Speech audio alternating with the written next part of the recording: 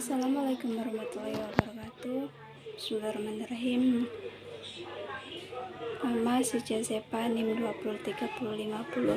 2030502159, kelas 252 BPIE, mata kuliah pengantar psikoterapi, dosen pengaku Haji Hendra Wijaya SAG MPDI.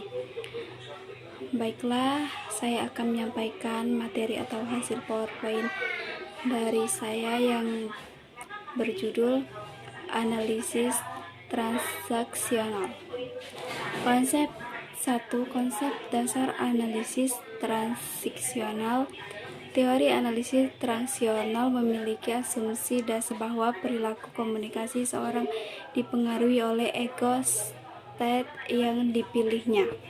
Setiap tindakan komunikasi dipandang sebagai sebuah transaksi yang di dalamnya turut melibatkan ego state serta sebagai hasil pengalaman dari masa kecil.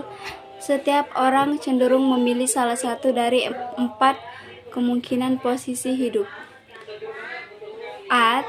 Dikembangkan oleh Eric Bernstein tahun 1960 yang ditulisnya dalam buku Gameplay Analisis Transaksional, atau AT, dapat digunakan dalam konseling individual, tetapi lebih cocok digunakan dalam konseling kelompok. Analisis transaksional melibatkan suatu kontrak yang dibuat oleh klien, yang dengan jelas menyatakan tujuan dan arah proses konseling. Pendekatan ini menekankan pada aspek perjanjian dan keputusan. Melalui perjanjian ini, tujuan dan arah proses terapi ini dikembangkan sendiri oleh klien. Juga dalam proses terapi ini menekankan pentingnya keputusan-keputusan yang diambil oleh klien. Maka proses terapi mengutamakan kemampuan klien untuk membuat keputusan sendiri dan keputusan baru guna kemajuan hidupnya sendiri. Teori ini memfokuskan pada pengambilan keputusan di awal yang dilakukan oleh klien dan menekankan pada kapasitas konseli untuk membuat keputusan baru. Menekankan pada aspek kognitif, rasional, dan tingkah laku dari kepribadian, dan berorientasi pada meningkatkan kesadaran sehingga konseling dapat membuat keputusan baru dan mengganti arah hidupnya. Yang selanjutnya yaitu unsur-unsur terapi. Munculnya gangguan. Muncul karena gangguan ego yang tidak dimanfaatkan dengan baik. Tujuan terapi. Tujuan utama karena keputusan awal tentang posisi hidup dan belajar untuk menentukan arah hidup yang lebih baik. Konselor membantu konseli untuk memprogram pribadinya agar membuat ego state berfungsi pada saat yang tepat. Konseli dibantu untuk menganalisis transaksi dirinya sendiri.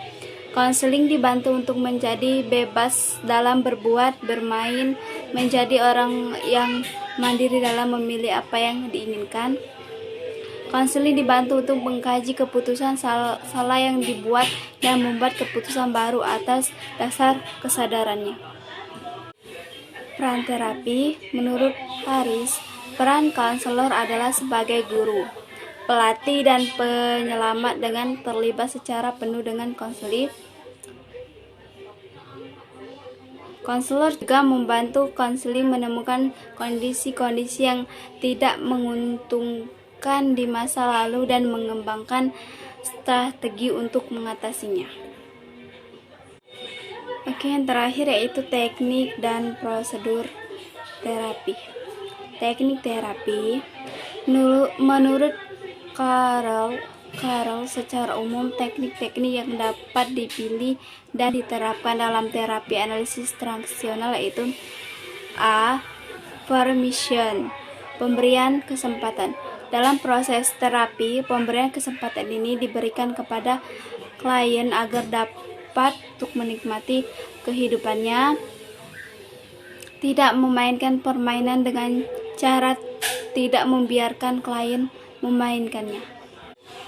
B. Proteksi. Klien mungkin akan merasa takut setelah ia menerima kesempatan untuk menghentikan perintah-perintah orang tua dan menggunakan status ego dewasa dan status ego anak. C. Potensi.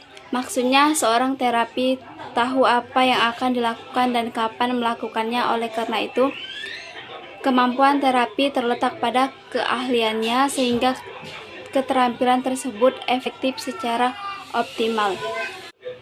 Prosedur terapi.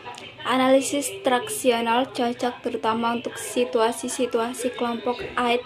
Pada mulanya direncanakan sebagai suatu bentuk treatment kelompok dan prosedur-prosedur terapeutiknya memberikan hasil dalam setting kelompok.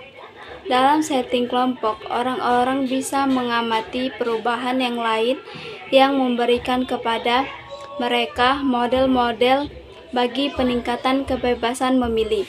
Mereka menjadi paham atas struktur dan fungsi kepribadian mereka sendiri serta belajar bagaimana bertransaksi dengan orang lain.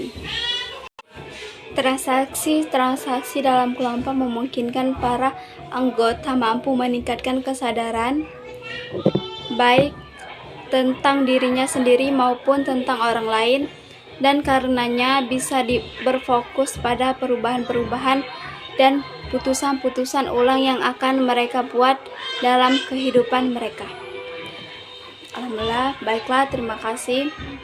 Mungkin itu saja penyampaian materi dari saya. Mohon maaf jika masih ada salah kata dan kurang memuaskan. Terima kasih. Wassalamualaikum warahmatullahi wabarakatuh.